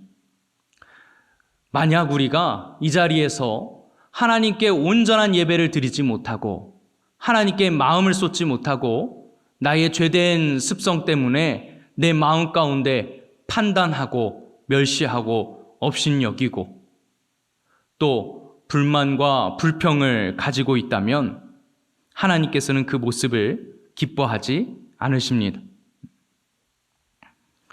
내 취향대로 예배의 모양을 판단하는 판단자, 심판자가 아니라 진실한 마음으로 하나님께 예배하는 예배의 공동체가 되어야 한다는 것입니다.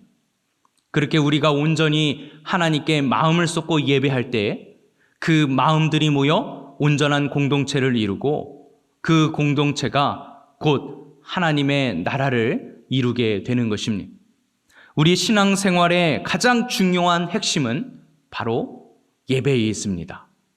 하나님 앞에 내 마음을 쏟는 예배, 하나님께만 집중한 예배, 그 예배가 우리 공동체 안에서 드려질 때 우리 공동체는 회복되어지고 하나님께서 기뻐 받으실 만한 내수동교회가 된다는 것을 기억하시고 하나님께 마음을 쏟는 저와 우리 성도님들 되시기를 주님의 이름으로 축원을 드립니다. 하나님 말씀 보겠습니다. 하나님 말씀은 누가복음 18장입니다. 누가복음 18장 9절에서 14절까지 말씀을 함께 보도록 하겠습니다. 누가복음 18장 9절에서 14절까지 말씀을 함께 보겠습니다.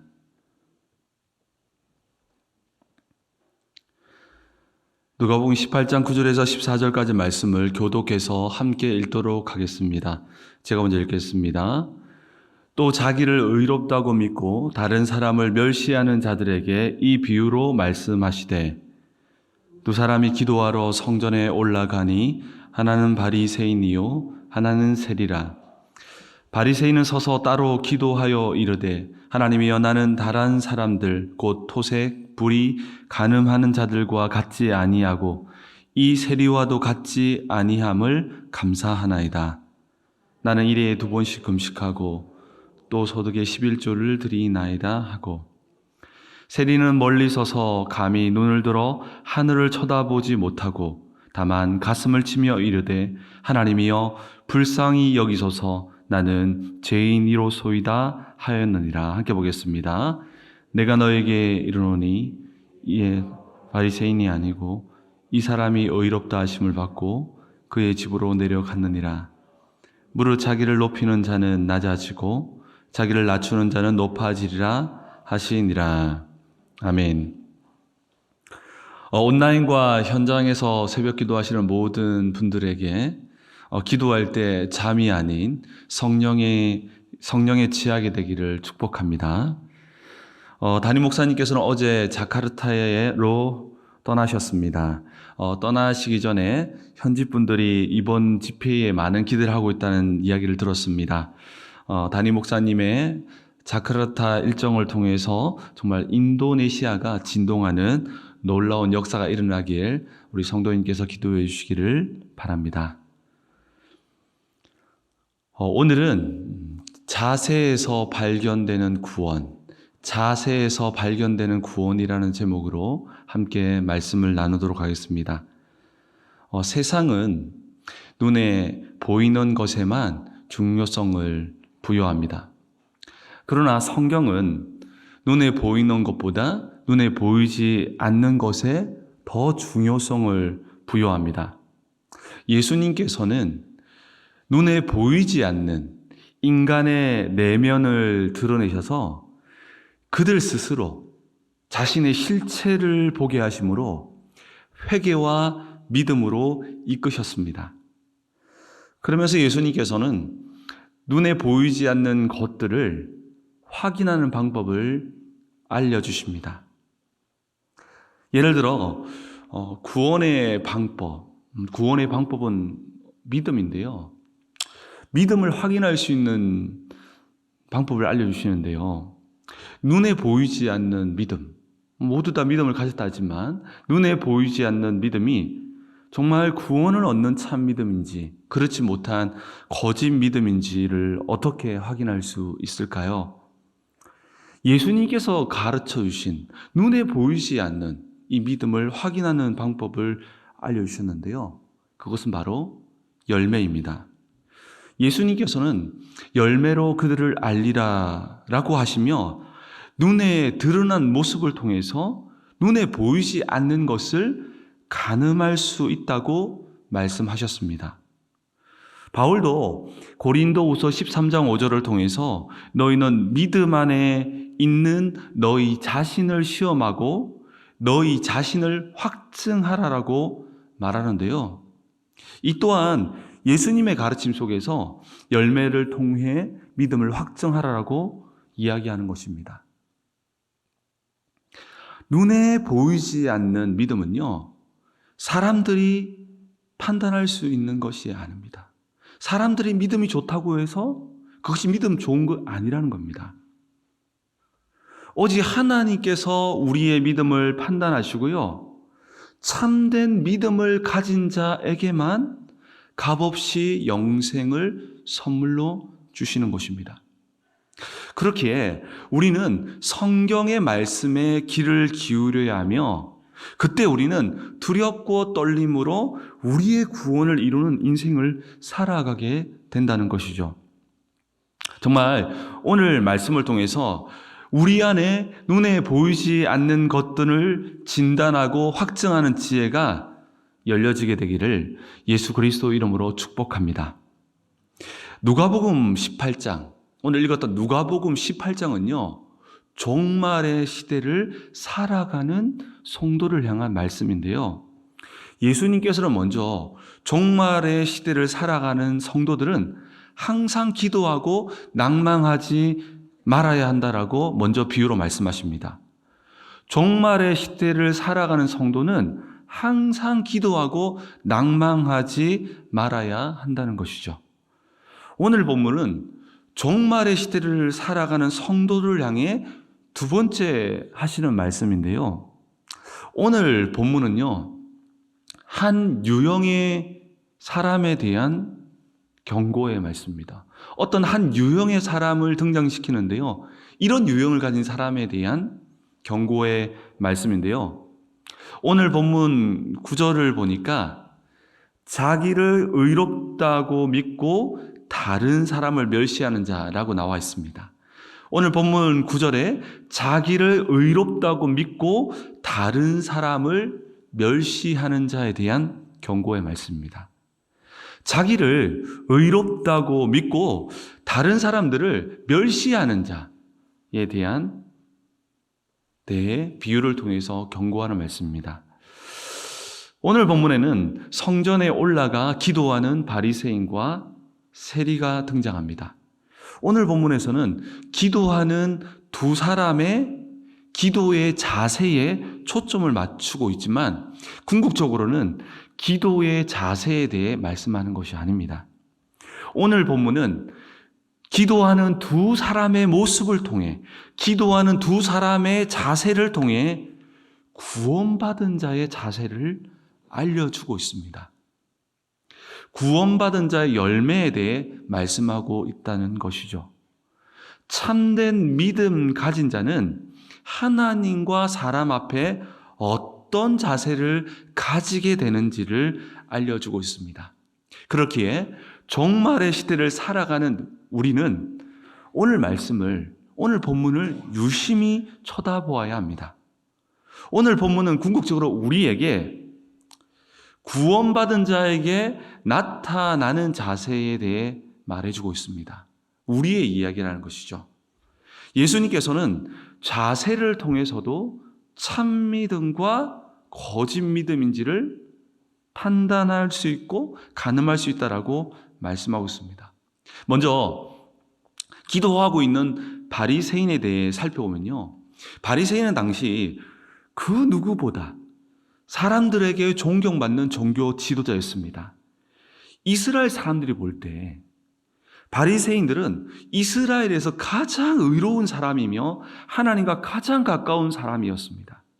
바리새인들은 아브라함의 후손이었으며 율법을 통해서 경건한 삶을 살았기에 당연히 구원받았다라고 확신했습니다. 바리새인들은 자신이 구원받았음을 의심하지 않았습니다. 이러한 생각은 이스라엘 사람들에게 너무나 당연한 것이었습니다. 바리새인들은 종교적으로는 구별된 하나님의 사람으로 여겨졌을 뿐 아니라 사회적으로는 애국자라고 하는 칭송을 받았습니다. 바리새인들은 잘못된 구원의 확신 속에 살았습니다. 그러니 바리새인들은 그들 스스로 의롭다고 생각하며 다른 사람의 죄를 정죄하며 다른 사람을 멸시하며 그 멸시 속에서 자기의 의를 부각시켰습니다. 그런데 기도하는 세리를 살펴보면 바리새인과 완전 반대였습니다. 세리들은 사람들에게 매국노라고 손가락질 당했으며 당연히 구원받지 못한 하나님께 버림받은 자라고 생각했습니다. 당시 세리는 로마에 빌붙어서 동족들에게 과한 세금을 걷어들여서 자신의 부를 축적했습니다. 종교적으로 죄인으로 구원받지 못한 자였으며 사회적으로는 매국노라라고 비난받았습니다. 그러니 당연히 구원의 확신이 없었습니다.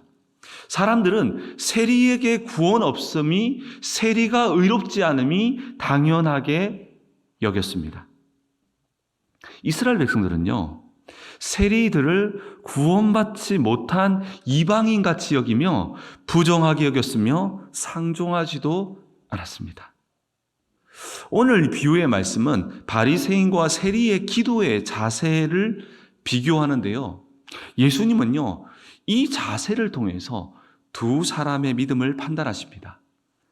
드러난 자세를 통해 눈에 보이지 않는 두 사람의 구원을 판단하셨다는 것이죠.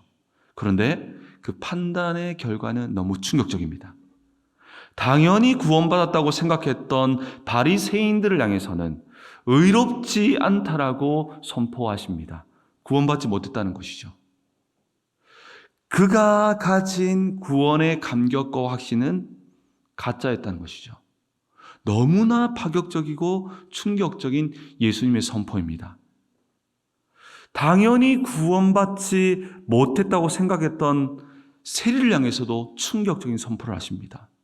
당연히 구원받지 못했다고 생각했던 세리를 향해서는 의롭다라고 선포하시며 이미 구원받았음을 선포합니다. 구원의 확신이 없었던 세리를 향해서는 의롭다고 선포하십니다.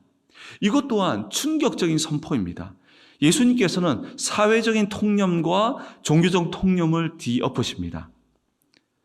사랑하는 성도 여러분, 오늘 본문은 구원의 확신을 가졌느냐는 너무 중요하지만 구원의 확신을 가졌느냐보다 더 중요한 것이 있다라고 말하는데요. 그것은 바로 성경이 말하고 있는 구원 얻는 참된 믿음을 가졌느냐입니다. 우리의 믿음을 성경을 통해 확인하고 성령을 통해 확증하는 것이 너무 중요하다는 것이죠. 오늘 말씀을 듣는 모든 성도님들이 참된 믿음이, 성도님들에게 참된 믿음이 임함으로 참된 구원의 감격과 확신을 누리게 되시기를 주의 이름으로 축원합니다. 예수님께서는요, 구원받은 자의 믿음을 자세에서 찾으십니다. 오늘 본문 14절을 보면 예수님께서는요, 이렇게 말씀합니다. 이에 저 바리새인이 아니고 이 사람은 세리를 말하죠. 이 사람이 의롭다 하심을 받고 그의 집으로 내려갔느니라 라고 선포하십니다. 세리만 하나님께 의롭다고 칭함을 얻었다는 것이죠. 세리에게 구원 얻는 참 믿음이 있다는 것이죠. 세리만 이후에 나오는 비유를 보면 알겠지만 어린아이와 같은 믿음을 가진 자로서 하나님 나라에 들어갈 수 있다는 것입니다. 그렇다면 세리의 어떤 자세를 보시고 예수님께서는 이와 같이 비유를 통해서 의롭다고 선언하신 것일까요? 오늘 본문은요, 이런 자세로 하나님 앞에 나오면 구원받는다는 메시지가 아닙니다.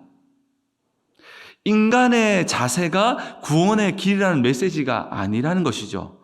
오늘 본문은요, 구원받은 자에게는 이런 자세가 나타나게 된다는 메시지입니다.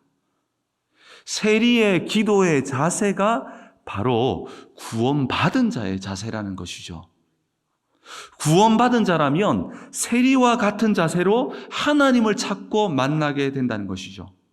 영생을 선물로 받은 자에게 나타나는 당연한 자세라는 것이죠. 그렇다면 구원받은 자에게 어떤 자세가 나타나게 됩니까?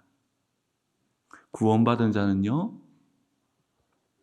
하나님 앞에서 자신을 낮추게 됩니다. 여러분, 구원은요, 믿음을 통해 하나님을 만나게 되는 것입니다. 하나님을 만나게 되면요, 그 하나님의 영광의 빛이요, 하나님을 만난 그 영혼에게 비추어지게 됩니다. 이때 비로소요, 그동안 보지 못했던 그 영혼의 실체를 보게 됩니다. 드러나지 않았던 우리의 실체를 보게 된다는 것이죠. 그런데 우리의 영혼의 실체는요, 우리의 영혼의 실체를 보게 되면 우리가 생각한 것보다 심각합니다. 우리가 생각한 것보다 우리의 영혼은 더욱더 절망적이라는 것이죠. 이때 모든 영혼들은, 하나님의 영광의 빛이 비춰진 하나님을 만난 모든 영혼들은 엎드려져서 하나님께 자신이 죄인됨을 고백하며 은혜와 긍휼을 구하게 되는 자세를 갖게 된다는 것이죠. 하나님 앞에 자기를 낮추게 된다는 뜻입니다. 세리는 자기가 인식하지 못했던 하나님을 통해서 자신의 모습을 이미 보게 됩니다. 그러니 자신의 모습은 너무 죄인이고 불쌍히 여김받을 수밖에 없는, 소망이 없는 겁니다. 그러니 하나님 앞에 선 이 세리는, 하나님, 나는 죄인입니다. 제발 불쌍히 여겨 주십시오라고 엎드려서 기도하는 것입니다. 이는 세리에게 하나님의 영광이 비춰져서 자신의 실체를 본 것입니다. 이때 세리는 자신을 낮추고 긍휼을 구합니다. 그 말씀이 13절 말씀인데요. 우리 함께 13절 말씀을 함께 읽도록 하겠습니다. 13절 말씀 함께 읽겠습니다. 시작. 세리는 멀리 서서 눈을 들어 하늘을 쳐다보지 못하고 다만 가슴을 치며 이르되 하나님이여 불쌍히 여기소서 나는 죄인이로소이다 하였느니라. 아멘. 만달란트 빚진 자의 모습처럼 자신의 실체를 잊지 않는 것입니다. 세리는 죄인이라고 고백하며 불쌍히 여겨달라고 기도합니다. 이것은 단지 구원의 확신을 가지지 말라는 이야기가 아닙니다. 구원받은 자는요, 하나님의 생명력이 우리 안에 있기 때문에 자신을 낮추게 된다는 것이죠. 하나님의 생명력은 낮은 자세로 하나님 앞에 서게 합니다. 그러면서 하나님만 의지하며 은혜와 긍휼을 구하는 자세로 살아가게 된다는 것이죠. 이것이 참된 믿음을 가진 자에게 나타나는 모습이며 자세라는 것입니다. 세리에게는 구원의 확신은 없었지만 구원 얻는 믿음이 있었습니다. 그런데 바리새인은 어땠습니까? 구원의 확신은 있었지만 구원 얻는 믿음이 없었습니다. 그러한 바리새인은 자기 스스로 의롭다고 생각하며 자기를 높이며 다른 사람을 멸시합니다. 여러분, 자기를 높이는 방법은요, 그냥 나 위대라고 말하는 방법도 있지만요, 아주 교묘하게 자기를 높이는 방법이 있습니다. 그것이 무엇일까요? 다른 사람을 비판하고 다른 사람을 정죄하고 다른 사람을 멸시하는 것입니다. 바리새인은 그와 같은 자세로 서 있었다는 것이죠. 구원받지 못한 바리새인은 사람을 의식하며 이와 같이 살았지만 세리는 오직 하나님만 의식하며 살아갑니다. 그렇기에 구원받은 자의 자세는 자기를 낮추는 자임을 오늘 본문은 말하고 있다는 것이죠. 생명이 있는 자는 자신의 실체를 보고 구원의 은혜에 감격하고 감사하지만 여전히 자신에게 자격 없음을 고백하며 자신을 낮추는 자세로 하나님 앞에 서게 되고 세상 앞에 서게 된다는 것이죠. 하나님을 만난 사람에게는 하나님의 영광이 비춰집니다. 그때 정말 우리는 우리 영혼의 실체를 보게 됩니다. 우리가 얼마나 무식하고 얼마나 무능하고 얼마나 악한지를 보게 된다는 것이죠. 이때 우리는 어린아이처럼 하나님 없이는 살 수 없는 존재임을 깨닫게 됩니다. 이때 우리에게 의가 없음을 고백하며 하나님의 의를 붙들고 구하며 살아가게 된다는 것이죠. 바로 그 하나님의 의의 실체가 예수 그리스도입니다. 그렇게 구원받은 자에게는 하나같이 자기를 낮추는 삶이 나타나며 오직 자기를 숨기고 그리스도만 드러내는 놀라운 일들이 일어나게 된다는 것이죠. 자기를 낮추었기 때문에 구원을 받는 것이 아닙니다. 구원을 받았기 때문에 자기를 낮추는 자세로 세상을 살아가게 된다는 것이죠. 자기를 낮추게 된다는 것입니다. 오늘 본문은 세상 윤리처럼 자기를 낮추라고 하는 윤리의 말씀이 아닙니다. 세상의 윤리를 말하는 것이 아니라 복음 받은 자의 모습이 무엇인지를 말하고 있는 것이죠. 사랑하는 성도 여러분, 우리는 바리새인처럼 구원의 확신은 있지만 구원 없는 믿음이 없는 것을 두려워해야 합니다. 오늘 본문에서는 우리에게 구원받은 자는 자신을 낮추는 자세로 살아가게 된다라고 말합니다. 자신을 낮춘다는 것은 하나님의 영광의 빛으로 자신의 실체를 본 자의 특징 중 하나라는 것이죠. 우리의 영혼의 실체는 오직 하나님을 만날 때, 오직 하나님의 영광의 빛으로만 볼 수 있습니다. 이처럼 하나님을 만난 자마다 자신의 실체를 보고 절망하고 자기에게 소망 없음을 바라보며 하나님께만 매달리는 일들이 일어나게 된다는 것이죠. 그렇다면 하나님의 영광의 빛으로 자신의 실체를 본 자, 하나님을 만난 자는 어떤 자세로 살아가게 될까요? 자신의 실체를 본 자들은요, 하나님께 엎드려져서 자격 없음을 고백하며 하나님을 예배하는 예배자가 됩니다. 예배할 때 고개를 들지 않습니다. 자격 없음을 고백하며 진정한 찬양과 경배가 시작되는 것입니다. 자신의 실체를 본 사람은 자기가 얼마나 무지한지, 자기가 알고 있는 이 지식이 정말 최고라고 생각했는데 이 지식이 얼마나 허무하고 아무것도 아닌지를 깨달아서 자기가 가진 이 지식으로 살아야 한다는 것을 두려워합니다. 자신의 지식의 한계를 두려워하며 하나님의 지혜와 성령의 인도를 구하게 됩니다. 그렇기 때문에 실체를 보는 것이 중요합니다. 자신의 실체를 본 자는요, 정말 이 험한 세상 속에서 자신의 무능함, 연약함을 두려워하며 내가 어떻게 살지? 기도를 통해 하나님의 능력을 구하는 기도자가 되는 것입니다. 그렇기에 아브라함은 하나님을 만나고 난 후에 정말 그 오랫동안 순종의 길들을 걸어간 후에 자기를 향해서 하나님, 저는 티끌과 재와 같습니다. 바울은 그 숱한 복음의 역사를 경험한 후에 뭐라고 합니까? 하나님, 저는 죄인에 있습니다. 라고 하며 이 신앙의 여정은 우리의 영혼의 실체를 보게 함으로써 하나님의 구원이 얼마나 큰지, 또한 우리가 어떤 자세로 살아야 하는지를 보게 한다는 것입니다. 오늘 말씀을 통해서 정말 우리가 하나님을 만남으로 우리의 실체를 보고 발견함으로 자신을 낮추며 하나님 없이 살 수 없는 존재임을 발견하게 되기를 주의 이름으로 축원합니다.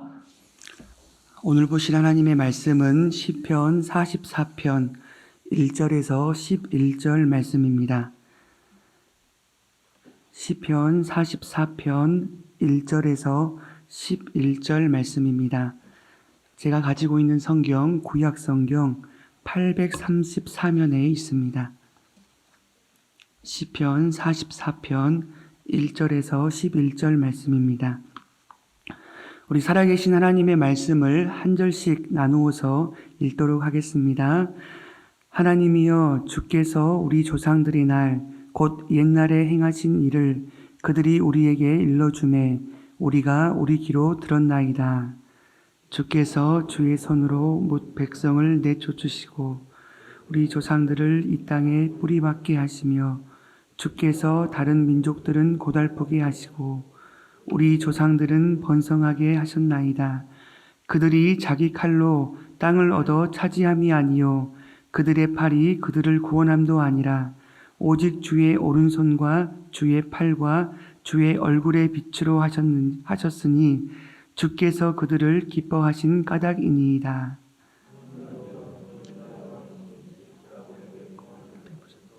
우리가 주를 의지하여 우리 대적을 누르고 우리를 치러 일어나는 자를 주의 이름으로 밟으리이다. 나는 내 활을 의지하지 아니할 것이라. 내 칼이 나를 구원하지 못하리이다. 오직 주께서 우리를 우리 원수들에게서 구원하시고 우리를 미워하는 자로 수치를 당하게 하셨나이다. 우리는 하나님의 이름에 영원히 감사하리이다. 그러나 이제는 주께서 우리를 버려 욕을 당하게 하시고 우리 군대와 함께 나아가지 아니하시나이다. 주께서 우리를 대적들에게 돌아서게 하시니. 다 같이 보겠습니다. 주께서 우리를 잡아먹일 양처럼 그들에게 넘겨주시고 여러 민족 중에 우리를 흩으셨나이다. 아멘. 이 시간 새벽 단잠을 깨워 하나님 앞에 예배하러 오신 모든 분들에게 하나님이 주시는 은혜와 평강이 가득하게 되기를 간절히 기도합니다. 오늘 본문은 전쟁에서 패배한 이스라엘 백성들이 하나님 앞에서 애통하는 말씀입니다. 상황이 얼마나 비참했는지 오늘 본문 11절에 기록되어 있습니다. 11절에 보면 주께서 우리를 잡아먹힐 양처럼 그들에게 넘겨주시고 여러 민족 중에 우리를 흩으셨나이다. 아멘. 잡아먹힐 양처럼 대적들에게 넘겨주시고 우리를 흩으셨나이다. 아멘. 양의 특징을 다들 알고 계시죠?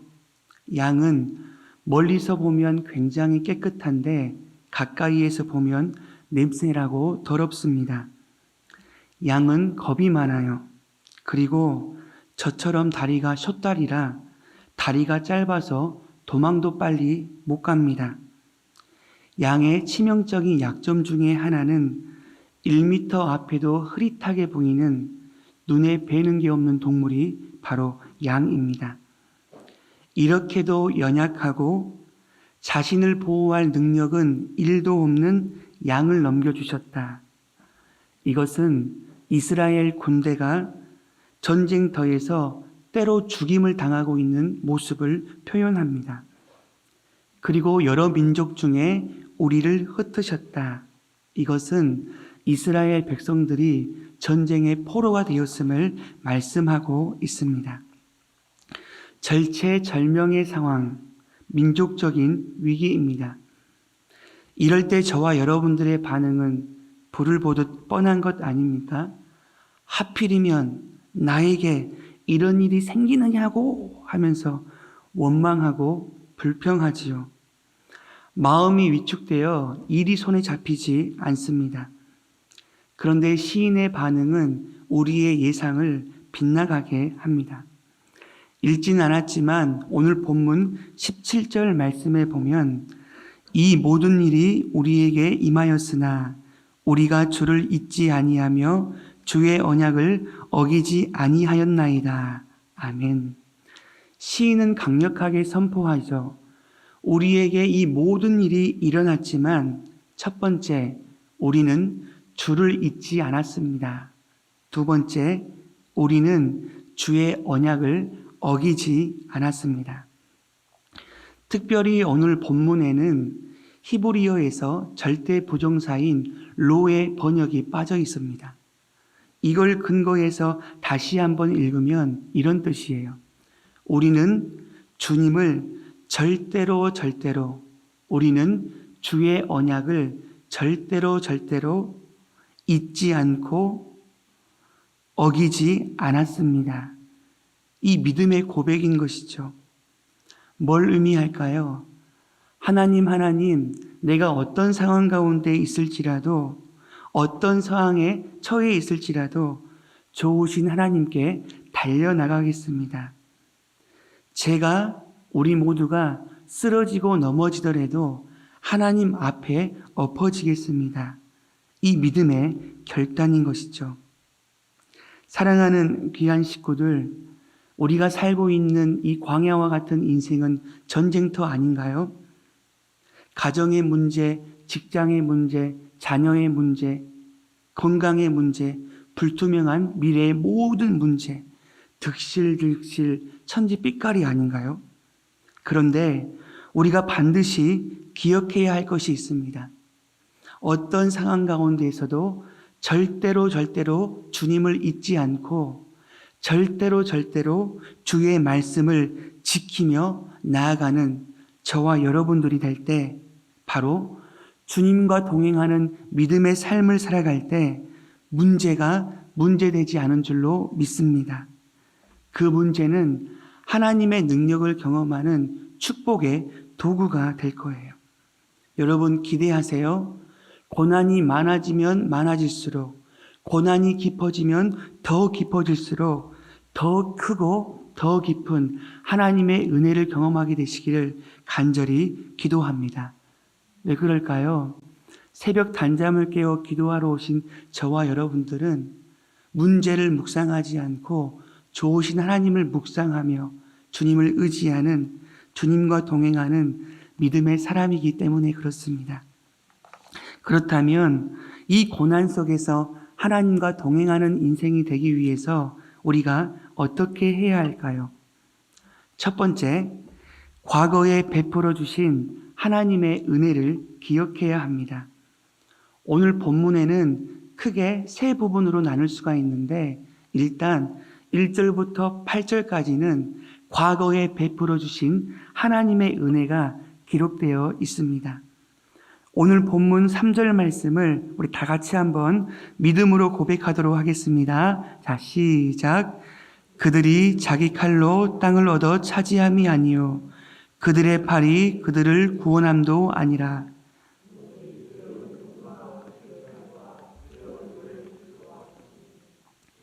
그들을 기뻐하신 까닭이니이다. 아멘. 이스라엘 백성들이 가나안 땅을 차지한 이유, 또한 승리한 이유는 자기의 칼, 자기의 팔, 자기의 능력이 절대로 아닙니다.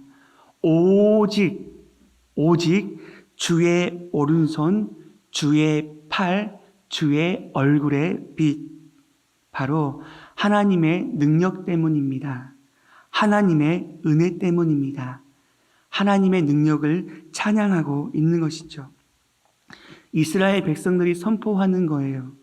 옛날 우리 조상들에게 큰 승리를 주신 분은 바로 하나님, 가나안 땅을 선물로 주신 분도 바로 하나님이심을 고백하고 있습니다. 사랑하는 귀한 식구들, 저와 여러분들이 인생을 살면서 절대로 착각하지 말아야 할 것은 우리가 승리한 이유, 지금까지 지내온 모든 것들이 우리의 칼, 우리의 능력, 우리의 지혜가 아니라는 사실입니다. 하나님이 하셨습니다. 하나님이 주신 승리는 무엇 때문에 주신 거죠?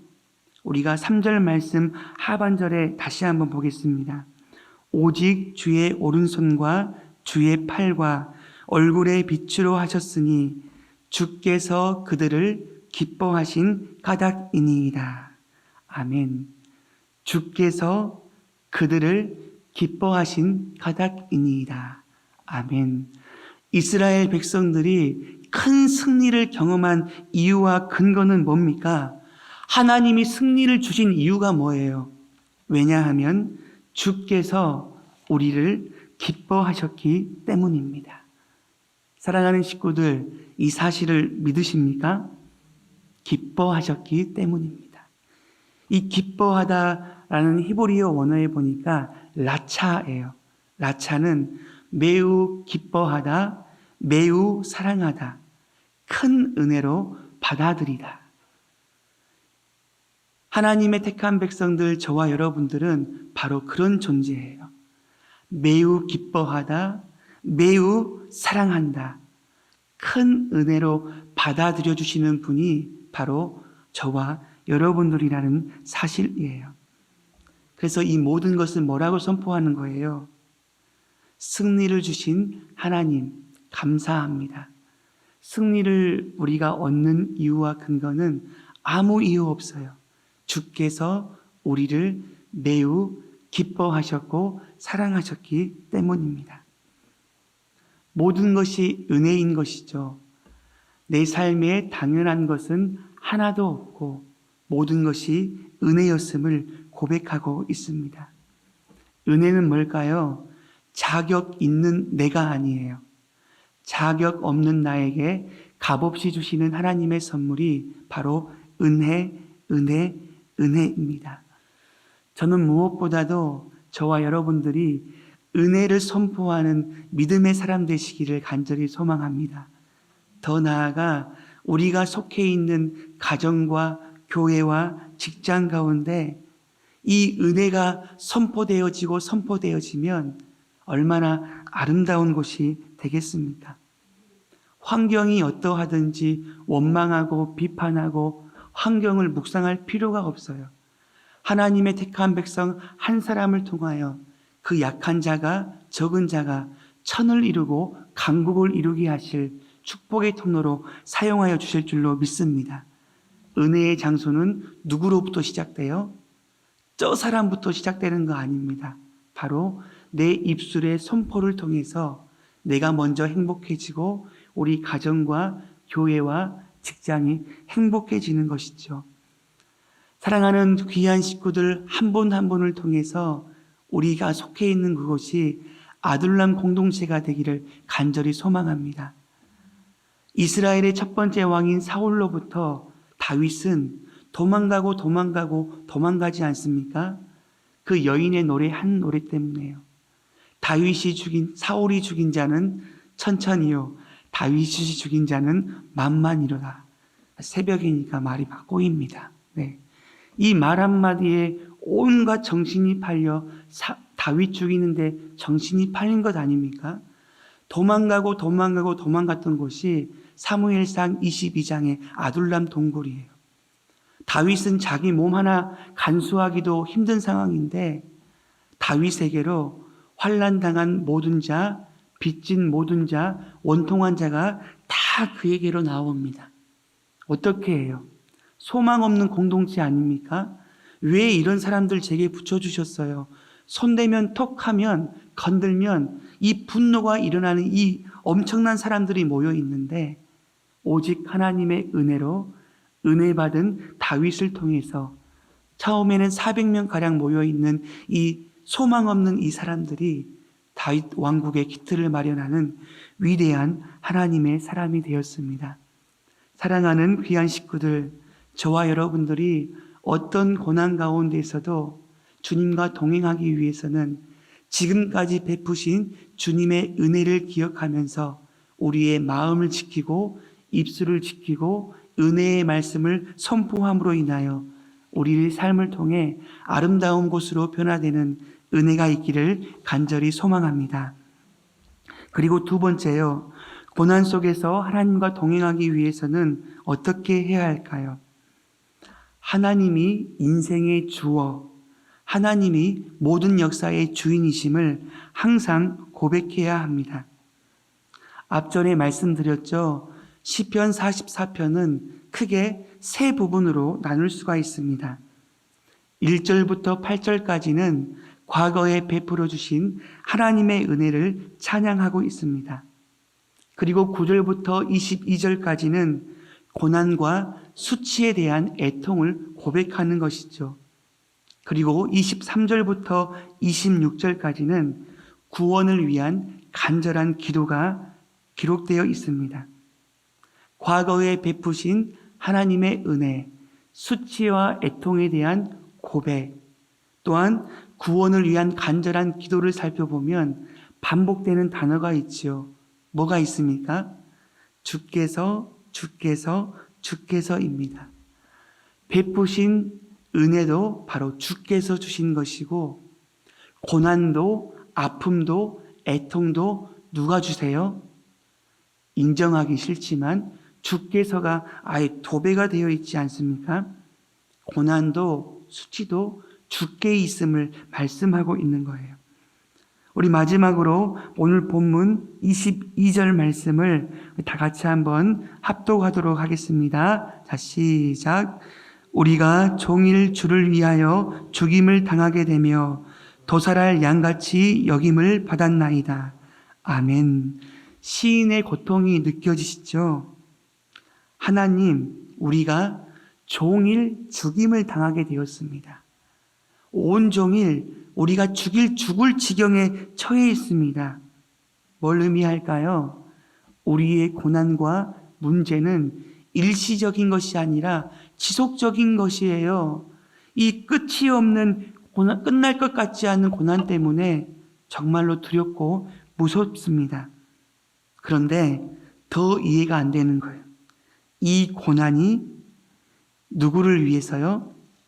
고난이 주를 위한 것이라고 말씀하고 있어요. 이해가 되세요? 내가 지금 죽임을 당하고 있는 이 모든 것이 주를 위한 것이래요. 원어에 보니까 이거는 알레카인데 누구누구 때문에 라는 의미예요. 그러니 이런 말씀인 거죠. 이 고통은 누구 때문에? 주님 때문에. 이 전쟁은, 이 고난은, 아픔은 주님 때문이라는 거죠. 이 고난은 저 원수 때문이 아니에요. 이 문제는 재수가 없어서 그런 게 아니고 이 고난과 문제는 하나님이 계획하시고 하나님이 시작하셨고 하나님이 허락하셨음을 우리에게 말씀하고 계세요. 진짜 이해가 안 되죠. 나를 매우 기뻐하시고 사랑하시는 그 하나님 아버지가 왼수들을 왜 보내요? 문제를 왜 보내느냐고요. 마치 이사야서 43장에 나와 있는 말씀처럼 네가 물 가운데 지날 때에도 내가 너와 함께 할 거야. 강을 건널 때에도 물이 침몰하지 못하게 할 거야. 네가 불 가운데 지날 때에도 불이 너를 타지 못하게 할 거야. 아니, 나를 매우 기뻐하시는 분이라면 강을 없애주시고 불 지나가게 하지 말게 하시든가. 병 주고 약 주는 것도 아니고 뭐 하는 거죠? 이런 의문이 들지 않으십니까? 표정을 보니까 저만 의문이 있는 것 같아요. 이런 의문이 드는 것이죠. 그런데 물 가운데, 불 가운데 강을 허락하신 하나님의 의미와 목적이 있다는 것이죠. 바로 인생의 주어, 만왕의 왕이신 하나님을 매일매일 고백하는 것입니다. 인생의 주어이신 하나님을 고백하면 승리한 이후에 교만하지 않습니다. 왜냐하면 승리를 주신 하나님의 뜻과 목적이 있기 때문입니다.